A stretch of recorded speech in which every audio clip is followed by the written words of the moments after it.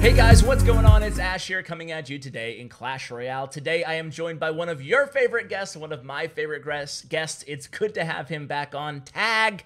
SirTag, Jake, how you doing, man? What's up, Ash? I'm doing great. How about yourself? I'm doing fantastic. I'm so happy to have you back on. It's funny because I actually reached out to you a couple weeks ago and I was like, dude, everybody in my comments is asking for Tag again. They want some Tag on the channel. And you were like, man, I'm just kind of bummed right now. You weren't feeling the game, mainly because of the meta. You were kind of, a few complaints that we'll actually talk about today in today's episode. But before we get to that, you reached out to me a few days ago and you were like, Ash, I'm back, man. I found this deck that I really, really love, and I'm so excited to share it. You're a big graveyard player, and it's definitely a new variation of a graveyard deck. Talk to us a little bit about this deck and how you came about it and why you love it so much. So last season, I was playing a lot of graveyard end of season, and I ran into guards. I liked guards a lot because you're dealing with bandit, you're dealing with a lot of the bridge spam. It will actually kill a pencil or aka the battle ram from full health. And I feel like guards are really low-key one of the better cards in this meta. And they're actually like pretty good against graveyard if you're able to bait out a poison. So this deck, I just think that you're able to play very defensive and you're allowed to control when you want to go in and when you don't want to go in. With a lot of graveyard decks, when they go, say they pump up in the middle, you're kind of forced to go in for a graveyard. And you're forced to go in for a graveyard to punish that pump. If you don't, then you're going to be down so much elixir. With this deck, you can actually elect to pump up, and against 3 Musketeer heal decks or 3 Musketeer decks, you're going to be actually at a huge advantage because you're actually able to keep up with their elixir. And you have so many tanks. So you have the guards, you have the Ice Golem, you have Electro Wizard, and you have Night Witch. You have so many things that you can drop on top of the 3 Musketeers or the 2 Musketeers, and it's very hard for them to break through. If they have 3 Musketeer heal, it will obviously be a harder matchup. But against other 3 Musketeer decks, I feel like I'm always in control of the game, and that's why I've been liking the game a lot more. Awesome. It's cool. It's just awesome. Yeah, it's cool that you can find one deck to it. It kind of changes your whole mindset of the game. Like, even if you're not disappointed or unhappy with the meta, even if you're slumping, sometimes you just find that deck and you're just like, yeah, I love Clash Royale again, So exactly. This is that deck for you. Is this your favorite deck in the game right now? Like, never mind Graveyard? Graveyard? I feel like it's probably one of the hardest decks to hard counter in the game. I don't really feel like I'm at a huge disadvantage against almost anything. Okay, I have a billion questions to ask you about this deck, but let's start simple here. It has 4 legendary cards. It has Night Witch, Electro Wiz, Log, and Graveyard. Obviously, you can't sub out Graveyard in the Graveyard deck. The Log, obviously, you could probably sub out, Arrows or Zap or something, or Zap would be better. Zap would be definitely better. Yeah, and so what about the E-Wiz and the Night Witch? Obviously, they're really strong cards, so it's hard to substitute for them, but if you had to, what would you advise? So you obviously need one of them because you need Night Witch or you need Electro Wizard. You always need one of those to kill a battle ram since bridge spam is so prevalent. So you can't really play the deck if you don't have either. But if you want to sub out the Electro Wizard, you could also sub it out for a Musketeer. If you want to sub out the Night Witch, you could also sub it out for a Mega Minion. But you have to have one of those. Okay, that makes sense. So you need either Night Witch or E-Wiz, but if you want to, if you have one or not the other, you can use Mega Minion or Musketeer. Okay. Now the next thing I want to ask you before we kind of get to the basics of the deck is, I noticed that you have a very unorthodox graveyard placement. Tell us about that. Why are you putting it more towards the center of the tower? So it's actually, if you want to replicate the placement, it's actually on the exact corner. That's where you place it. That's the tile of each side. So say I was going for the right tower, I would place it on the bottom right corner. That's where my finger would be when I release the graveyard. And what that does is, traditionally, if you're going to be countering it with, like, say, minor poison, you would have Knight plus Log, and that would just make sure all the skeletons would group up against the Knight, you would log it, and you would sustain no damage. And it would be really clean, awesome defense, 5 for 5, and you have a Knight coming back. The issue with this graveyard placement is a lot of the skeletons will accumulate on the left side and more so on the bottom of the tower. The Knight or the Valkyrie will start walking around, and then you'll have a lot more surface area to work with on the tower. It's a lot better, it's more efficient, and you actually have the same I know I activated the King Tower once, but that was going to be my follow-up question. That happens maybe 1 out of 100 games. And I've been using this a lot, so. Yeah. Well, I trust you when it comes to graveyard, so I'm gonna change up my placement in accordance with that as well. Uh, so talk a little bit about this deck versus normal graveyard decks, because obviously we know how to play a normal graveyard deck like Splash Yard or Graveyard Cycle or just any of the traditional graveyard decks. Where there's no pump, right? That's like the first Yeah. thing. So in the beginning of the match, how do you kind of decide in the first 2 minutes when to go on that aggressive graveyard push, or let's say you have pump next in cycle, like when to just pump up instead? Well, traditionally, with almost every graveyard deck I play and just graveyard in general, you never really want to be too aggressive without knowing what your opponent has. Okay. So, like, if you go in for an Ice Golem graveyard, it's going to be a lot of Elixir to poison if they just drop like 3 Elixir minions. And it's never, you normally don't get, against good players, it's normally never really a cost-efficient trade, and you could end up just dying to a counter push if they have 3 Elixir minions and single Elixir. So I always like being safe, pumping up, especially with this deck. This deck is tailored to the meta. There's so much bridge spam, and you have like, you can safely pump up because you're going to have Night Witch, Ice Golem, Electro Wizard, or Guards in your hand, and all those cards are very, very good against bridge spam. There's no Bandit getting through. There's no way that a Battle Ram, aka Pencil, will get through. I wanted to say Pencil. You can say Pencil. It's good. All right. We know what you're talking about. Yeah, so those are the cards that I really like, and I just think that the defensive capabilities of this deck are just basically unparalleled by almost every other graveyard deck. Okay, so basically pump up always until you know what your opponent has, at the very least. And then after that, we just saw in the match that we're watching right now that you opted about halfway through the match to go on a graveyard push, but you already had a full pump on, and it actually worked out. You actually took down your opponent's tower. So is it kind of just getting a feel for their cards first, and then kind of, when it comes to deciding to pump up twice or to push, you kind of just based it on what your opponent has?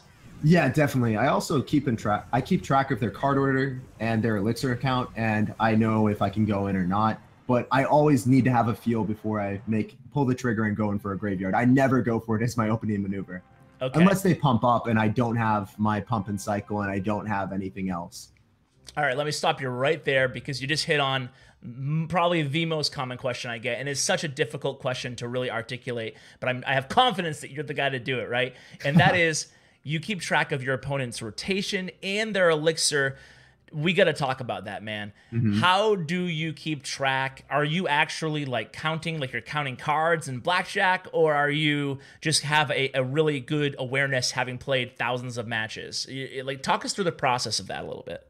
So for counting cards, it's not really like counting like blackjack. It's always being cognizant of what your opponent has in cycle. I think it's just more of a sense for me. But on top of that, like, talk about before we get to the counting Elixir cards. Do you identify like the most important cards? Because that's like what I think that I should be doing, and I've been getting a little bit better at it. But for example, if my opponent has a hog is their win condition, and whatever, a fireball is their hard counter, or whatever, like a tornado is their hard counter. Like, I really try to keep track of just those 2 cards, and I don't worry so much about the rest. Is that what you do too, or do you go about it differently? It's a little bit different for me. I guess it's the same kind of, but if you're playing against like a zap bait, if you're playing log bait, you always have to be counting and knowing what your opponent has, because you have to monitor when your Goblin Barrel is going to get damaged, what they're going to be doing to kill your princess at the bridge, if you're going to be able to log skeletons, or if you actually have to get ready with a knight to block their knight or something else that's going to be dropped on top of that. There's a lot of things that go through my head, and it's different depending on the matchup. But a good way to start is keeping track of a few cards, and then you'll pick it up from there, and I think you'll just start improving drastically. One of the big things for counting Elixir for me is monitoring Elixir trades. So say I drop a Night Witch in the back, he drops a Giant. I know that I'm up 1 Elixir. I look at my Elixir bar. I'm at 9 Elixir. Therefore, he has to be at 8 Elixir. Something along the lines of that. Okay. Well, that was horrible, but no, that made sense to me. In terms of like a tip for people out there that you have in order to do that a little bit more successfully, because it feels like you're trying to pay attention to like a million things, right? At the same time throughout the course of a match. If you try concentrating on, the Elixir trade, their card rotation, what am I going to play next? Like, how do you manage it all, or does it just come in time? I would say the most important thing is definitely card rotation. If you get a grasp on that, then you can start moving on to counting Elixir. Okay. But also a big thing for me is like I've played this game a lot. I don't actually really have to think about a lot of my strategic decisions when I'm playing a deck because I know a lot of the decks. Therefore, it allows me to actually have it frees up a lot of time that I'm able to keep track of rotation and I'm able to keep track of Elixir just because I've played this game so much and I don't really think about a lot of my strategic decisions. They just come to me and I do them. Okay, follow-up question there too is I just had a Q&A with Surgical Goblin, and one of the questions was really interesting, so I want to kind of ask it to more pros too to get their take on it. And it's along those same lines is, do you think it's better for someone who's maybe just an average player out there, do you think it's better to play one deck and just master it so you know all those things that you talked about, all those, you know, the best counter to this or that or the other thing, and you don't have to think so much about it? Or do you think it's better to, you know, have a good familiarity with a bunch of different decks? I think that before you start endeavoring off to multiple different decks, you should start learning one archetype, not necessarily just one deck, one archetype, because decks change, but archetypes, there's generally one archetype that works in the meta for everything. For example, Minor Poison isn't really working, but Giant Miner is working. Miner is still like a viable card. I would still I would definitely work on one type of archetype, master that, learn those card interactions, and start playing with the same cards, because that's the big thing, learning the card interactions with specific cards. Okay. Okay, I like that. I like that. I just recently, I played Three Musketeer for like 3 months, and then I switched to Beatdown, and it's like almost like I'm learning it over again. You know, it's just like, yeah. I don't know. But anyway, enough about me. So let's go ahead, if you're cool with it, and kind of just give us a play-by-play versus the very last replay that you shared against this guy who has 300k cards won. Okay, sounds good. And I'll click watch, and I'll pause at the beginning, and let me know when you're ready.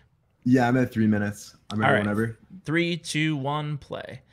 So yeah, just talk a little bit about this. This starting hand seems pretty solid, right? You have 2 great defensive cards and pump. Yeah, definitely. I typically have a starting hand like that just because of how many defensive tanks that I have. I feel like I'm fine against almost anything. So that pump location, is that where you're always pumping as your first play with this deck?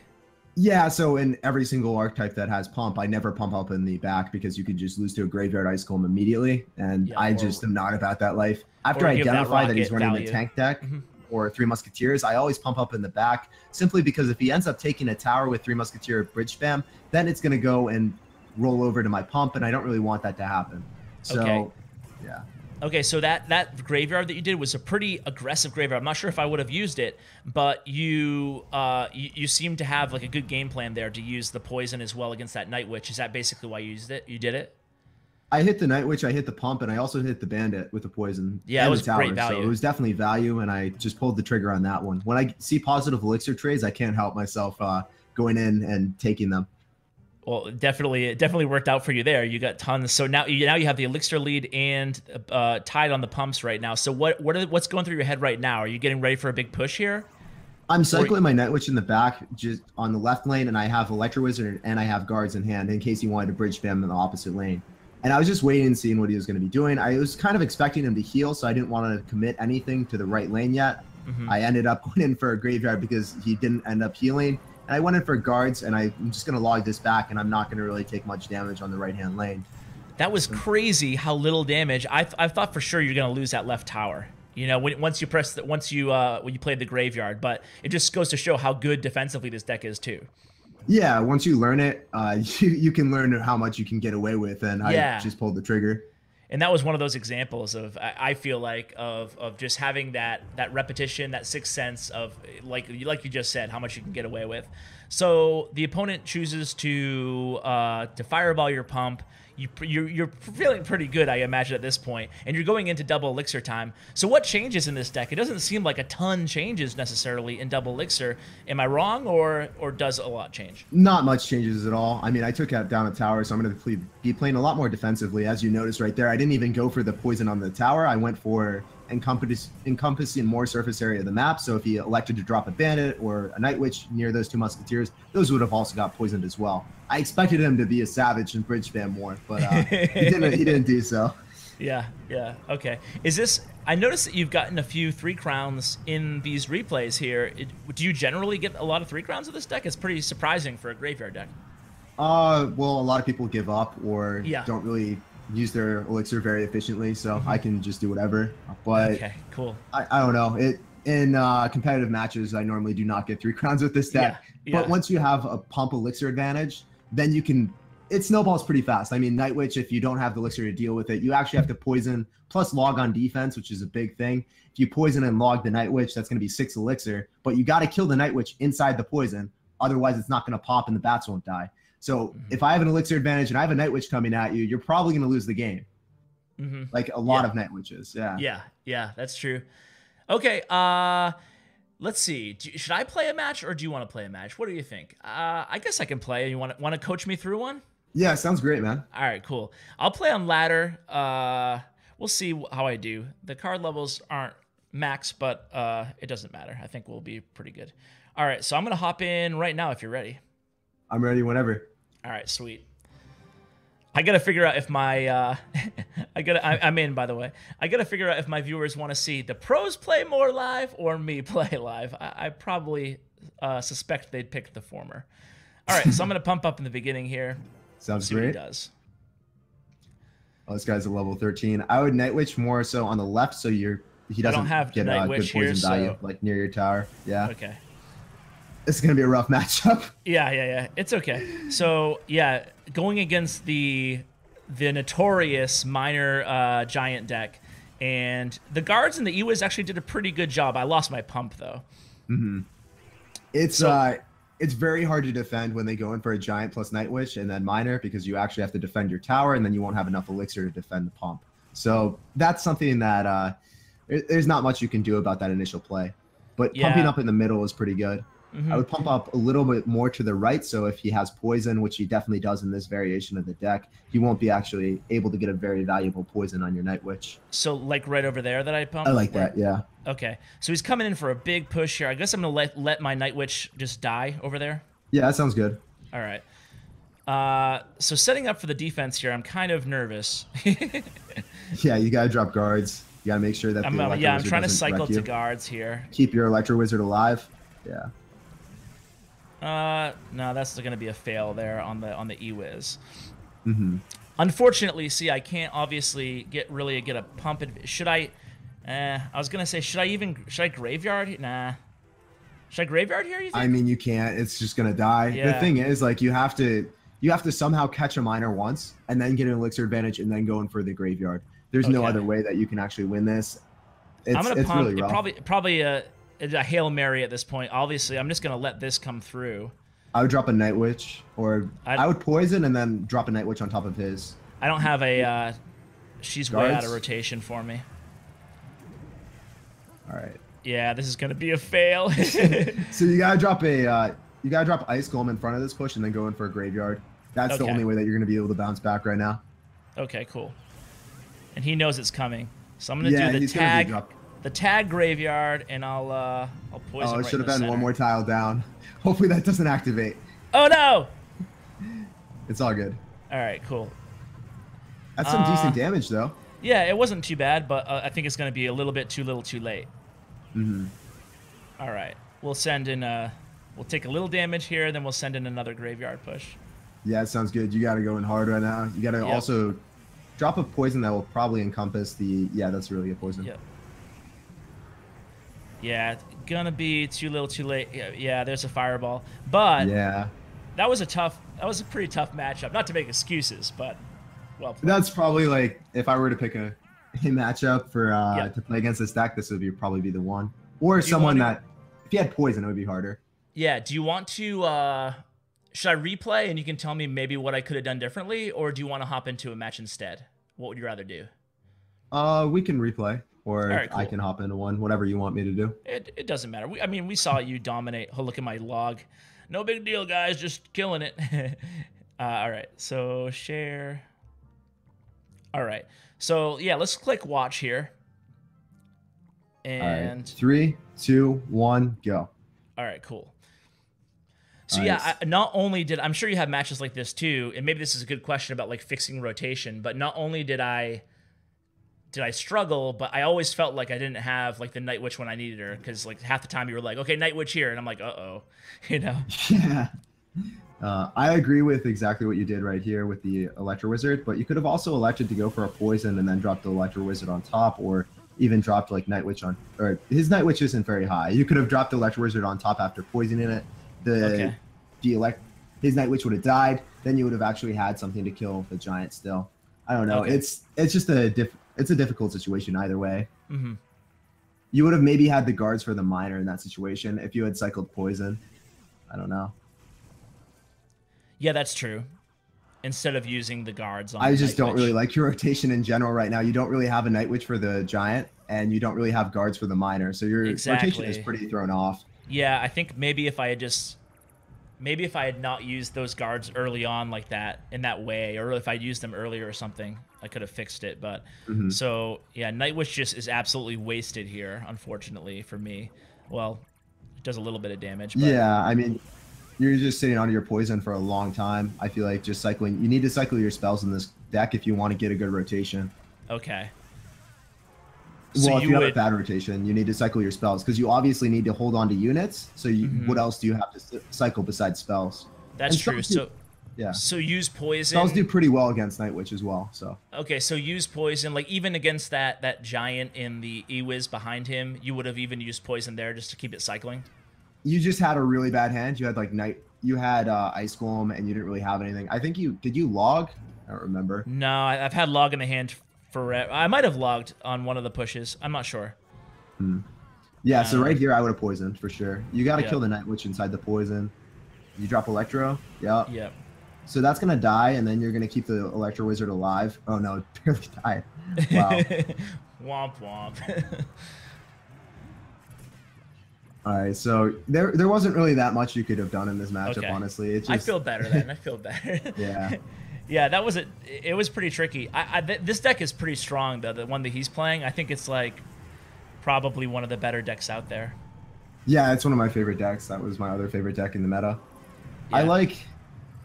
I don't know. I like how he played too. He didn't really play very aggressive. Like he didn't go for a miner out of cycle with his giant, No. so you never really were able to like deal with the miner independently. It was always okay. I have a giant and I have a push barreling down me that has a giant, either a Night Witch and a Electro Wizard, and then he also has a miner on my pump. So like you didn't really know where to manage your elixir, and you just didn't have a great cycle either. So yeah, I feel like he really asserted dominance on me, Tag. Yeah.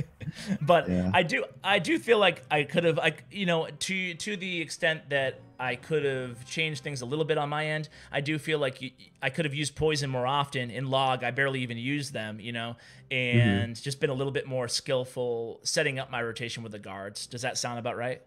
Yeah, you really need to defend a pump once. If you're not able to defend a pump, then you're probably just going to lose the game. Even if it's a bad trade and you poison, you still need to correct your cycle. Okay. Yeah. All right. Well, I'll take all of those pointers to heart, and hopefully next time I talk to you, I'll be bragging about a 12 win or something with this deck. So just wanted to thank you again, Tag, for coming on. You guys probably already know this, but Tag is one of the best YouTubers and streamers out there right now. Do you have any big plans? Any cool videos on the way that we should know about, Tag? Not really. I mean, most of my videos are going to be about 12 wins and just decks that I find successful in grand challenges and laddering. So if you guys want to check those out, feel free to hop by my channel. That's pretty much it. It's all high-level gameplay. Well, I know one cool event that you run on Monday nights. Can you tell us a little bit about Clash Evolved? Yeah, so Clash Evolved is a really cool event. It just takes out the aspect of luck. So each round, I pick two decks that have an even matchup against each other. In each round, both players play the deck once, playing both sides in the matchup. And if there ends up being a tiebreaker game, I have already picked a predetermined mirror matchup of my choice out of those two decks. Like say it's Log Bait versus Minor Poison, I would pick like Minor Poison as the mirror matchup, and they would then play that for the third tiebreaker game. So that it's all best of threes all the way to the round of 16, or all the way to the round of 2. And it's just a lot of fun, and all the best players play. Surgical played in it, Adrian Piedra, CMC. It's just been a pleasure to cast everyone and just awesome. see It's high-level definitely gameplay. It's definitely like one of the pros' favorite events. I see people loving it all over the place on Twitter and stuff. So keep up the good work. Is that 7 o'clock on Eastern time on Mondays? Uh, Everything's at 6 p.m. Eastern. 6 p.m. Okay. Sometimes I run like 5 minutes late, but generally Yeah. around 6 p.m. Oh, okay, cool. And people, are you still doing signups or is it all pros? So it's interesting how it works. The first 7 people that sign up always have priority and they have precedence and they always get signed up and included into the event. Only Okay, if cool. yeah. So and then I pick the rest of the people. So I pick out 9 other people. So guys, I always get people requesting to play against the pros. If you think you have what it takes and you want to make a name for yourself, this would be a good way to do it. At 6 p.m. on Monday evenings, you do the signups in Plex chat. I'll include that code in the description. They sponsor the event. What time do you generally do the signups, Tag? It's all at like 10 p.m. Eastern on Sunday, and the code is ER4DK. Okay, cool. All right, so ER4DK. 10 p.m. on Sundays. Sign up, guys. You won't regret it. Tag, thanks so much for coming on, man. I really appreciate it. No doubt, man. It was a blast. Thank you for having me. No problem. Guys, that is going to do it. Huge shout out to Bren Chong, my YouTube partner. You guys know him. Make sure you give him some love in the contact information below. Also, make sure you give our guest Tag some love. You can see his social media and all his links to all his amazing stuff in the description as well. Thank you so much for watching, and as always, take care, guys.